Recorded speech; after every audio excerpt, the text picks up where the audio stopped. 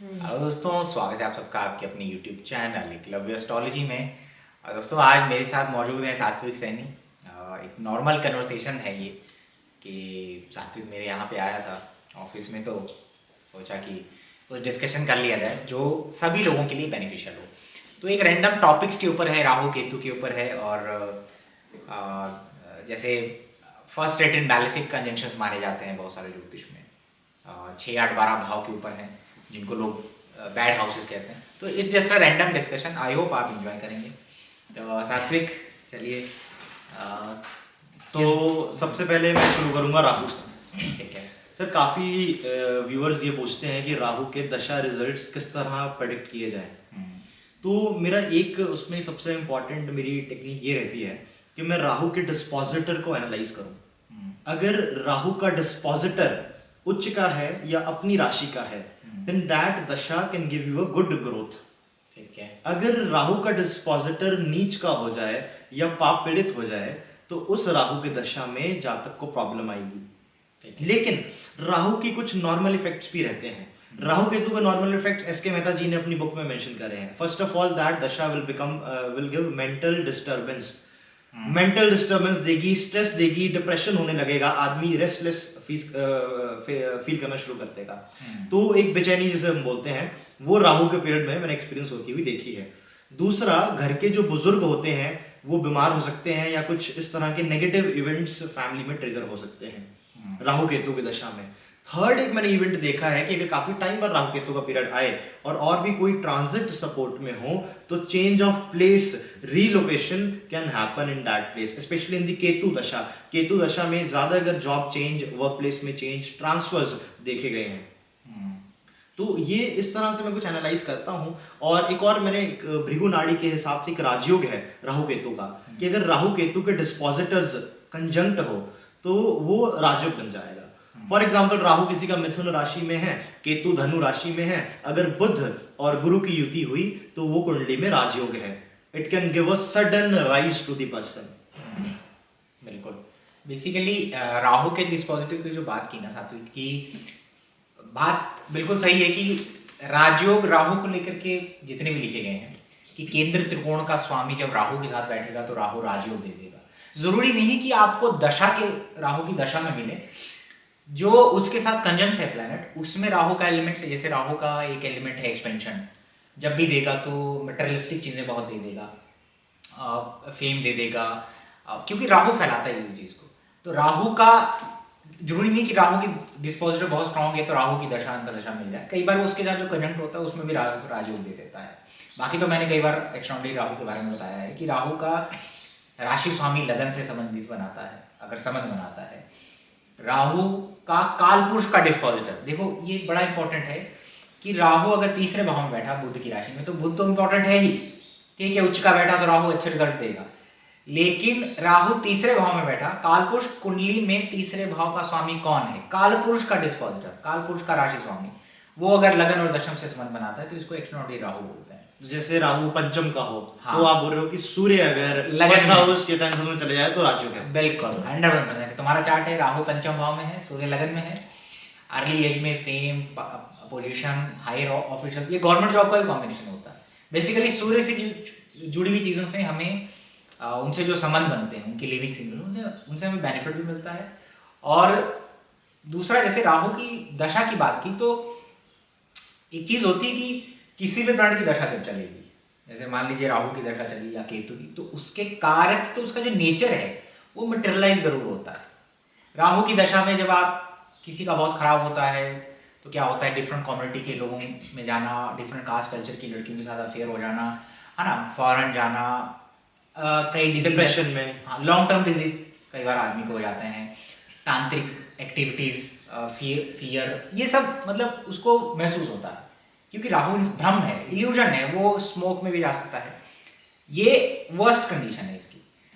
और जिस साइन में बैठा होगा उस साइन को देखिए, उससे रिलेटेड बॉडी पार्ट में कुछ इन्फेक्शन, कुछ चीज़ें आपको होंगी जरूर। ये राहु का एक नेचर है। अब राहु कुछ लोगों को अपनी दशा में बहुत ज़्यादा एबुडेंस, वेल्थ, फॉरेन जर्नीज, ये सब दे देता है, पॉजिटिव भी देता है, नेगेटिव भी देता है। तो ये तो होल चार्ट में निर्भर करता है, नो डाउट। उसके डिस्पोजिट में इसका एक लॉजिक एस के मेहता जी ने दिया है। तो उन्होंने ये लिखा है कि Rahu Ketu are points, physical existence तो है नहीं। अगर आप टेलीस्कोप लेके ऊपर देखेंगे तो आपको राहु केतु नहीं दिखेंगे। वैसे ही एक और पॉइंट होता है कुंडली में लगन, लगन की भी फिजिकल एग्जिस्टेंस है, इट्स जस्ट अ पॉइंट। तो इनका स्ट्रेंथ चेक करने का तरीका है इनके लॉर्ड से। लगन की स्ट्रेंथ हम कैसे चेक करते हैं? लग्नेश। बिल्कुल। तो राहु केतु की स्ट्रेंथ राहु केतु के डिस्पोजिटर से एनालाइज होगी। बिल्कुल। और एक चीज बता दूं अपने व्यूअर्स को कि राहु सिर्फ अटैचमेंट नहीं है, राहु सिर्फ भौतिक अटैचमेंट हो सकता है, जरूरी नहीं है कि लिविंग सिग्निफिकेशन से अटैचमेंट दे, भौतिक भी देता है। और कई बार आप वहाँ केयरलेस भी हो जाते हैं। और दूसरा एक और चीज़ होती है जो हमें नोटिस में रखनी होती है कि राहु का जो राशि स्वामी है वो भी राहु की एनर्जी कैरी कर रहा है, वो भी राहु का एक्सपेंशन, राहु का छाया कह लीजिए, राहु के कारक तत्वों को वो जाकर के कैरी करेगा। अगर राहु लियो में बैठा हुआ है तो सूर्य कहीं पर भी जा रहा है वो राहु की एनर्जी लेके जा रहा है। तो राहु का प्रेजेंस, राहु की जितनी भी चीज़ें हैं, चाहे वो उसका मटेरियलिस्टिक हो, चाहे वो अटैचमेंट हो, चाहे कुछ भी है, वो सब उस हाउस में भी आप एक्सपीरियंस करेंगे। जैसे सप्तम भाव में बैठ गया तो वहां पर भी राहु का प्रभाव रहेगा। केतु का भी वैसे ही है। लोग कहते हैं केतु इज अ डिटैचमेंट, जबकि केतु मुझे कई बार लगता है कि बहुत ज्यादा अटैचमेंट भी दे देता है, आपको इग्नोरेंस दे देता है, आप ज्यादा देर वहां पे प्रेजेंट नहीं रहते, वो अलग मैटर है। दूसरा केतु का जो राशि स्वामी है उसके अंदर भी वो कट, सेपरेशन, डिटैचमेंट, ये सब होता है। केतु का एक रूल मैं बताता हूँ, केतु जहां भी जाएगा वो बॉडी पार्ट फॉल्टी निकलेगा। 9th हाउस केतु 101% बैकबोन में दिक्कत आएगी, सर्वाइकल पेन या बैकबोन स्पाइन से रिलेटेड हेल्थ इश्यू हो जाएगा। मेरा 11th हाउस का केतु है तो मेरे लेफ्ट ईयर में दिक्कत है, I have some major issues in the left ear. लगन का केतु हो तो मैंने देखा है 2 या 3 सर्जरीज हो सकती हैं जातक की लाइफ में। बिल्कुल। तो हर एक house, 7th house Ketu can give some issues in the kidneys और in the uterus. 7th house Ketu हो तो किडनीज या यूट्रस में यूरिन से रिलेटेड इंफेक्शन। और मेरा से एक चार्ट है, 12th हाउस केतु है, पाँव में चोट लगी है, आदमी थोड़े लंगड़ा के वो चलते हैं। तो हाँ, जहां भी केतु जाएगा वो बॉडी पार्ट वीक निकलेगा या वहां पे कोई निशान मार्क दे देगा, डेफिशिएंसी। बिल्कुल। और केतु का राशि स्वामी जहां पर बैठता है वहां पर भी डिटैचमेंट और ऑब्स्ट्रक्शंस आ सकते हैं। वही नहीं कि जहां केतु जिस हाउस में बैठा, उसका राशि स्वामी भी बहुत इंपॉर्टेंट है। और अब एक नक्षत्र का रूल डिस्कस करता हूँ। ये नक्षत्र का रूल मैंने आर सांथानाम जी की ट्रांसलेशन बृहत जो अपना विपिचिस की ट्रांसलेशन है आर सांथानाम जी की, उसमें ये पढ़ा था। बिल्कुल। और भी 1-2 जगह मुझे रूल देखने को मिला, कुछ लोगों ने मुझे बोला है केपी से मैच करता है। तो रूल ये है कि जिस ग्रह की दशा चल रही है, सपोज राहु केतु की दशा चल रही है, राहु केतु किस नक्षत्र में बैठे हैं वो देखना है। बिल्कुल। उस नक्षत्र का स्वामी नोट करना है। आपको राहु केतु की दशा में उस नक्षत्र स्वामी के रिजल्ट्स आएंगे।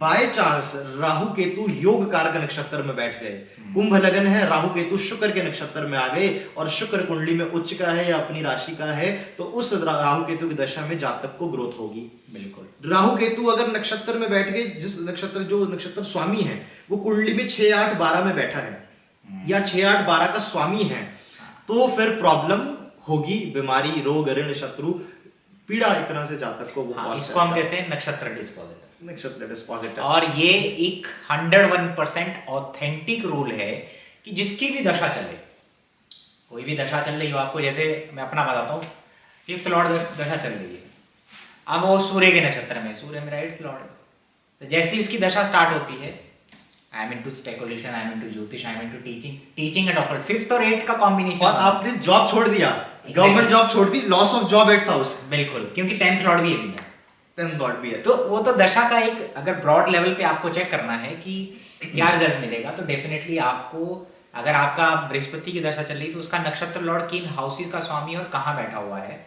जैसे अगर आपका 5th लॉर्ड की दशा है, 8th लॉर्ड आपका 2nd या 11th हाउस में बैठा हुआ है, तो शुक्र की दशा आपको धन दे देगी, स्पेकुलेशन से देगी, ऑकल्ट से देगी, शेयर मार्केट से दे देगी, इनहेरिटेंस से, बहुत सारी चीजों से। अब मैं आपको अपना एक्सपीरियंस बताता हूँ। मेरी केतु की महादशा चली है, ठीक है। केतु पूर्व शादा नक्षत्र में है शुक्र के, और शुक्र मेरी कुंडली में योग कारक का है कुंभ लगन में, और शुक्र उच्च का भी है। जिस दिन से केतु दशा आई, मेरे को पैसे से रिलेटेड कभी कोई दिक्कत नहीं आई। हाँ, जबकि मुझे समझ ही नहीं आ रहा था स्टार्टिंग में कि ये उल्टा हो रहा है। ये तो मतलब लोग सोचते हैं केतु संन्यास के लिए है और उल्टा हो रहा है, लग्जरी में जा रहा है। लग्जरी में जा रहा है। केतु की दशा में व्यक्ति लग्जरी हो रहा है। तो there are lot of things, ये फिलोसफिकल चीजें उन लोगों को अच्छी लगती हैं कि Ketu is detachment, Ketu is spirituality, Ketu inner journey, ये उन लोगों को अच्छी लगती है जिन्होंने ज्योतिष में प्रेडिक्शन नहीं करना है, जिन्होंने एस्ट्रोलॉजर नहीं बनना है। लेकिन जिन्होंने एस्ट्रोलॉजर बनना है, जिन्होंने भैया किसी को 4 बातें बतानी है कुंडली देख करके, तो आपको तो ये सीखना पड़ेगा कि Ketu is not always detachment, Ketu Saturn Ketu is not always gives career issue and all that. ये आपको डिफरेंसेस नोटिस करने पड़ेंगे कि कहाँ से आते हैं। नवांश का डिस्पोजिटर, नक्षत्र का डिस्पोजिटर, राशि डिस्पोजिटर, कालपुरुष का डिस्पोजिटर कैसे इस्तेमाल किए जाते हैं, ये सब आपको सीखना पड़ेगा। तो ये एक बहुत अच्छी एक डिस्कशन रहेगा कि कन्वर्सेशन होगा कि हाँ चलो राहु केतु के बारे में रैंडम चीज़ें।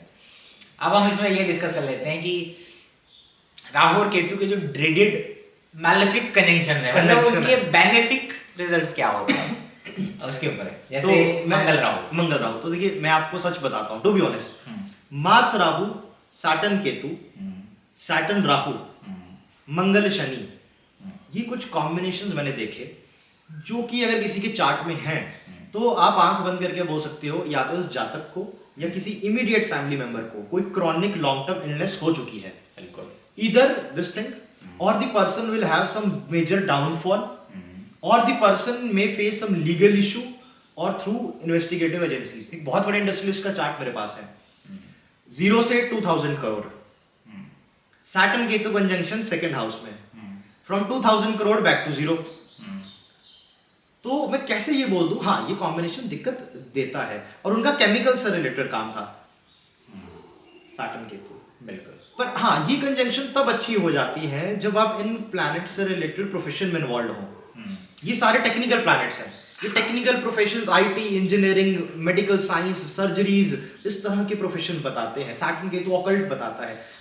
उसमें क्या रहता है कि बहुत सारे लोगों को लगता है कि ऐसा सैटर्न केतु में अगर आप डॉक्टर बन जाएंगे तो आपको नेगेटिव रिजल्ट नहीं मिलेगा, ऐसा नहीं है। केतु ऑब्स्ट्रक्शंस हैं, ब्रेक है, किसी के लाइफ में वो ऑब्स्ट्रक्शन और ब्रेक की तरह मैनिफेस्ट कर रहा है, किसी का वो हीलिंग रिलीफ की तरह महसूस कर रहा है। वो लॉयर है, केतु कैप्रिकॉन सैटर्न केतु का टाइम, वो लॉयर है, वो डॉक्टर है, वो इस तरीके से मैनिफेस्ट कर रहा है। लेकिन इसका मतलब ये नहीं कि उनको करियर में दिक्कत नहीं आ सकता, उनको भी आ सकता है, नो डाउट। और किसी की लाइफ में वो केतु बहुत ज्यादा ऑब्स्ट्रक्शन की तरह काम कर रहा हो, जैसे वीनस केतु सबकी लाइफ में वेल्थ को कट नहीं करता है। मैंने कहा ना कि उसके लिए आपको थॉरोली चीजें देखनी पड़ेगी। जैसे मैं आपको एक चीज बताऊं, नीता अंबानी जी के चार्ट में सैटर्न केतु सेकंड हाउस में है। आपके पास तो एक्यूरेट चार्ट पड़ा है? हाँ बिल्कुल पड़ा हुआ है। अब बता दूं कि मुझे वो चार्ट उनसे मिला जो लाइक बहुत बड़े बिलियनर हैं, और वो जब आए थे यहाँ पे तो मोदी जी, अमित शाह, अंबानी एंड उनके चार्ट ओरिजिनल ऑथेंटिक, क्योंकि वो लोग उनका पर्सनल जानना वो सब है, क्योंकि वो एक बहुत बड़ी कंपनी के मालिक थे। तो इसलिए, क्योंकि बहुत सारे लोग कमेंट करते हैं ना कि आपको क्या पता है नीता अंबानी का चार्ट पता है, सैटर्न केतु सेकंड हाउस में है, सबके चार्ट है। तो वो सबके ऊपर डिपेंड करता है कि आपका लिंक कहाँ तक है, आप क्या रखते हैं। चल उसके बारे में हम चर्चा नहीं करेंगे, लेकिन सैटर्न केतु सेकंड हाउस में वेल्थ दुनिया भर का है, और नवांश में वो डेबिलिटेड है। एक मिसकंसेप्शन ये भी है कि नवांश में कोई प्लैनेट उच्च का हो गया तो वो अच्छा हो गया, और नीच का हो गया तो खराब हो गया। नहीं, ऐसा नहीं है।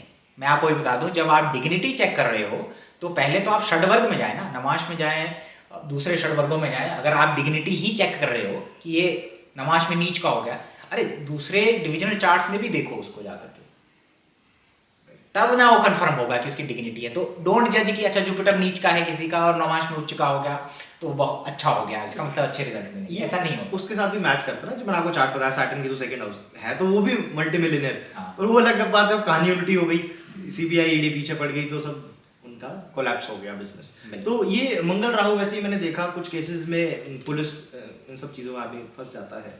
और एक सैटर्न राहु का चार्ट था मेरे पास, वहां पे घर पे चोरी हो गई थी, किसी ने घर में आग लगा दी थी। राहु इज द आउटसाइडर, बहरूपिया, तो उनके 4th हाउस में सैटर्न राहु था, तो घर में नीचे लकड़ी का स्टोर था, वहां पे आग लगा दी किसी ने। ठीक है। और घर में एक बार कोई गेस्ट आया, वहां चोरी हो गई ज्वेलरी से रिलेटेड।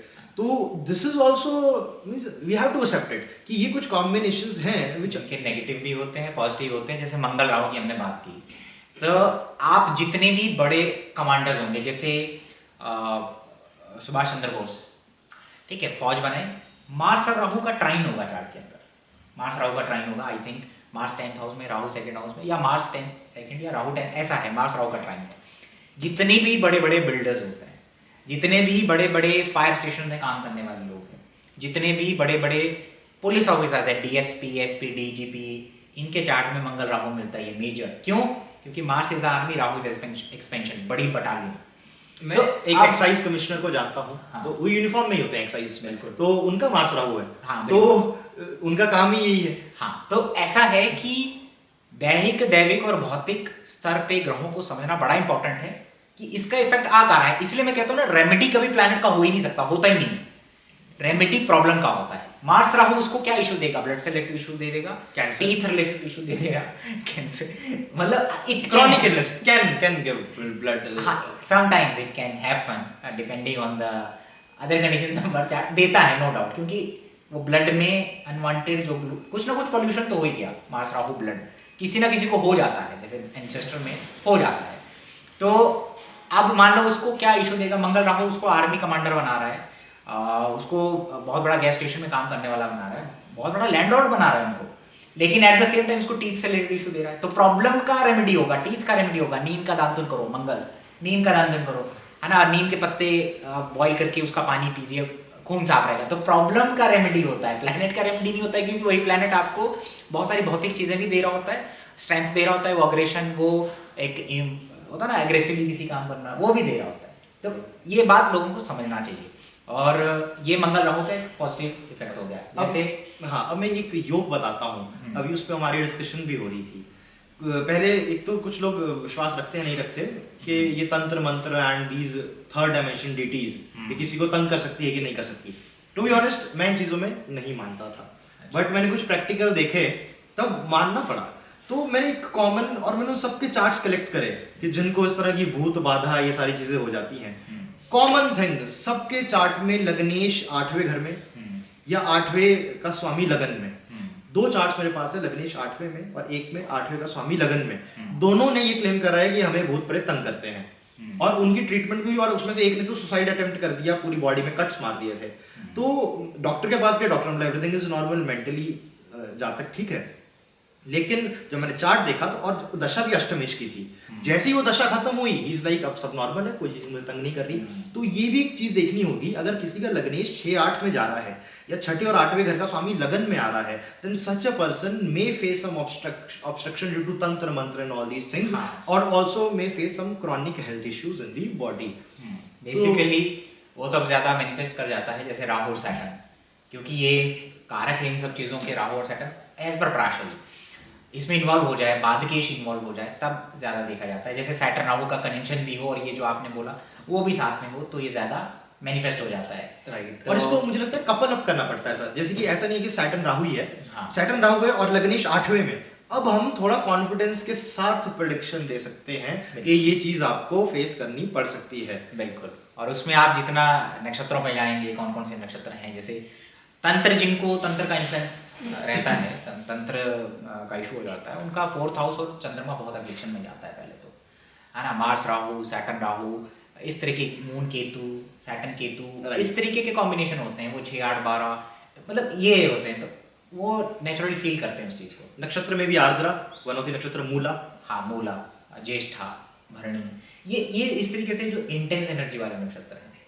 दूसरा, जैसे अब हमने मार्स राहु के बारे में डिस्कस किया, तो एक और कॉम्बिनेशन होता है, सैटर्न केतु की बात की थी।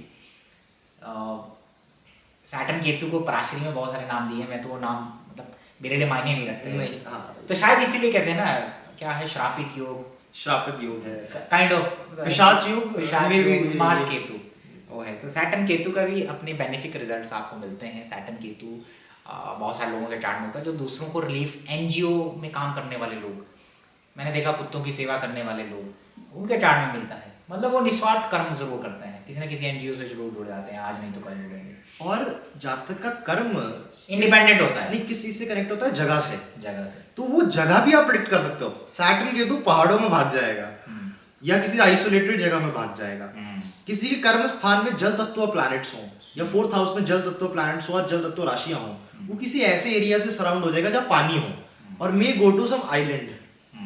तो ये तत्वों की भी प्रेडिक्शन थोड़ा मतलब हमें दिमाग में, हाँ, वो तो राशि, तत्व, डायरेक्शन सब होता है, नो डाउट। एक और चीज मैं बताना भूल गया मंगल राहु के केस में, जितने भी लोग फॉरेन में रहते हैं, सबके चार्ट में मंगल राहु होता है, क्योंकि Mars is your land, Rahu is a foreign, तो फॉरेन लैंड हो जाता है। इनको दादा की जमीन पे ये लोग रहते ही नहीं, रहेंगे तो वहां पे कुछ ना कुछ इशू है, क्योंकि वो कर्स्ड लैंड होता है बेसिकली। वहां पे कुछ ना कुछ वास्तु के दोष, कुछ ना कुछ जमीन में दिक्कत है। यस, सबसे बड़ा पॉइंट मार्स राहु, मतलब वो फिर लोग बोलते हैं कि इसकी घर की मिट्टी टेस्ट करवाएं, हाँ, किसी तांत्रिक के पास जाके कि यहाँ कुछ दोष है, बाधा लगी है। शनि राहु वालों के साथ भी हो सकता है, शनि राहु वालों के साथ भी हो सकता है ये सब। तो सैटर्न राहु का भी जैसे बड़े बड़े लोग एचआर में काम करते हैं, सैटर्न राहु का कंजंक्शन वैसे तो खराब माना जाता है, लेकिन आपकी वजह से हो सकता है बहुत सारे लोगों को रोजगार मिले।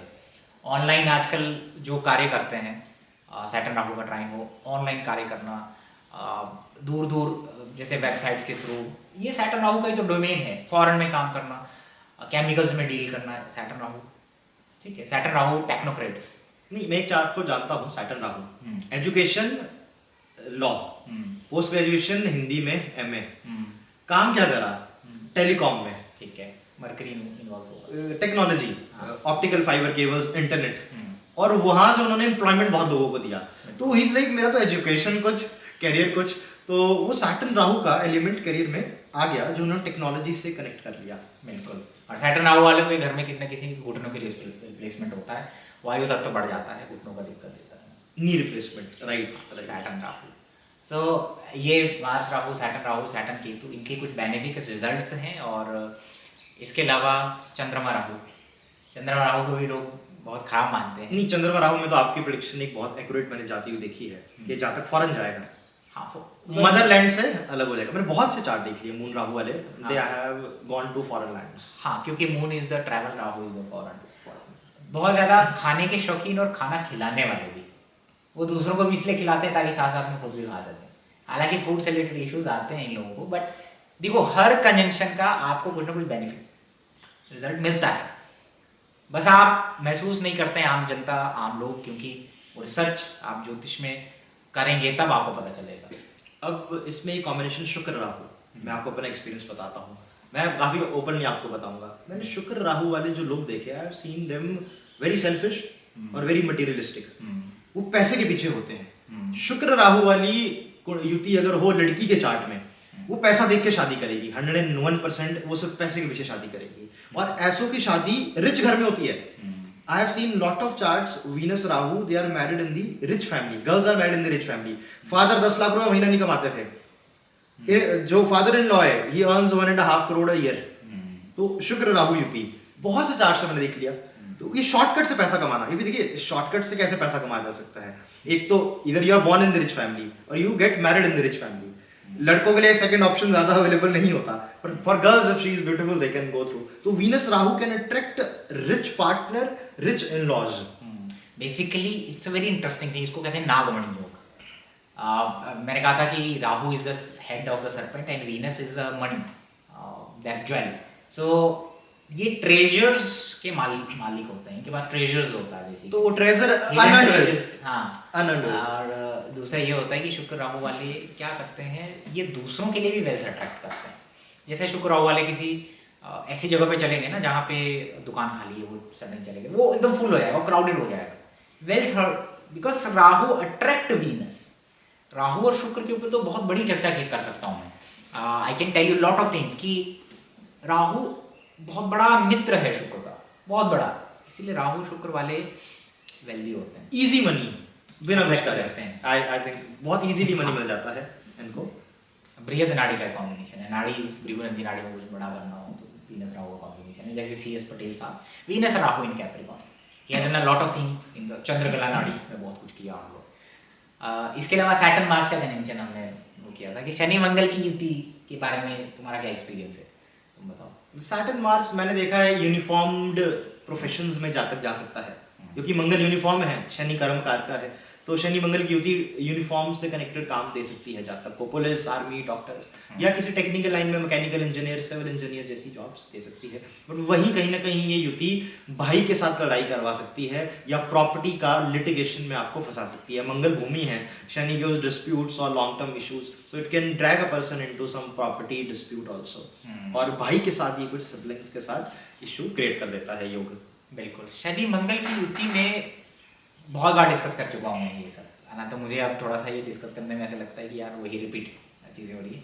लेकिन शनि मंगल की युति में क्या होता है कि कोई भी शुभ कार्य से पहले कुछ ना कुछ अनवांटेड मिसहैपनिंग्स ये हो जाती है।